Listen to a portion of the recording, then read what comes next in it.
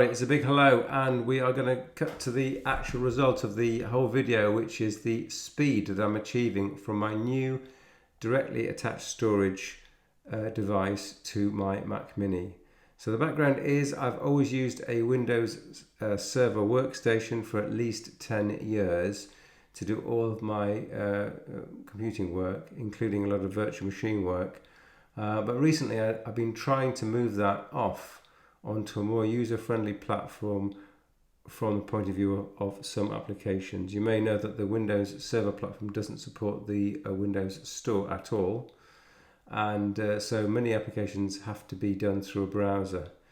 Quite honestly, I'm fed up with it, and also my partner uses Apple hardware and is continuously annoying me by saying she wants to do a FaceTime with me and stuff that only Apple users can do. So about a year ago I bought a Mac Mini, but I wanted to spend as little money as possible, and in the same vein I'm now trying to upgrade the storage, but economically. So as you can see, I'm getting in excess of 800 megabytes per second from my additional storage device. I'm going to say what I used, how I used, and why I am pretty pleased about it. So let's stop that, and we are going to soon have a little look at what I have integrated. Okay, we're here at part 2, and we're going to look at the actual hardware that I'm actually using to achieve these 800 megabyte per second disk read and writes.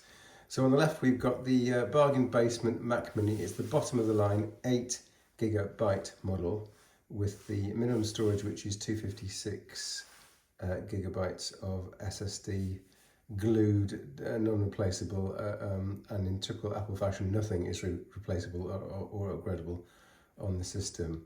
And on the right we have the TerraMaster TD2 Thunderbolt 3 Plus hard drive enclosure. Now, although it's made out of plastic and the construction is not, let's say, up to the best quality of, let's say, the top-notch NAS brands like Synology or QNAP, I did rather like the look of it. It is diminutively small. Here's a mouse to give you a size comparison. So it is really small. We can take two 3.5 inch drives here. Now initially I inserted two huge 16 terabyte drives because my original intention was to move all the non-virtualization data from my trusty Windows server onto this Apple platform.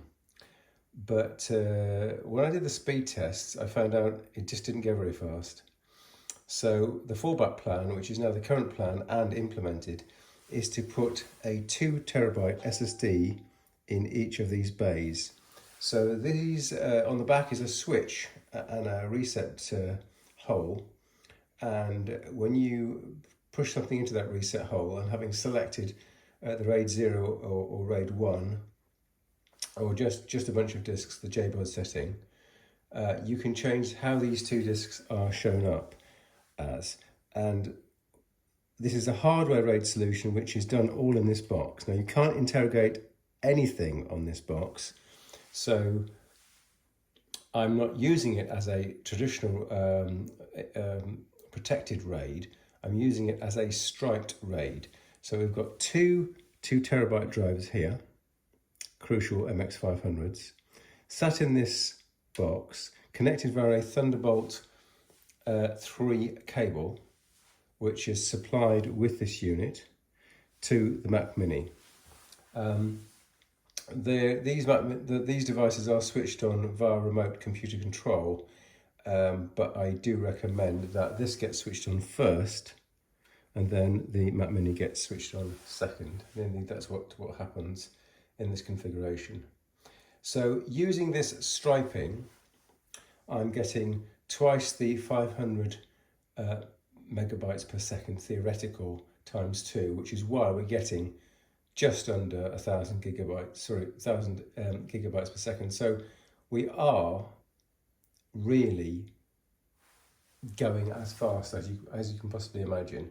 So when I say gigabytes, I mean megabytes. We are at 800 megabytes per second transfer rate between this unit and the Mac Mini.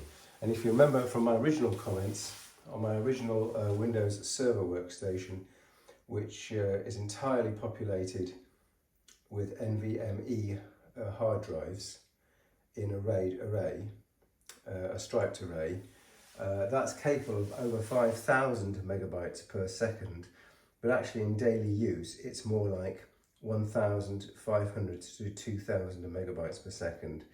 Well, that's an expensive bit of kit, and this was done on a budget. So what is the budget?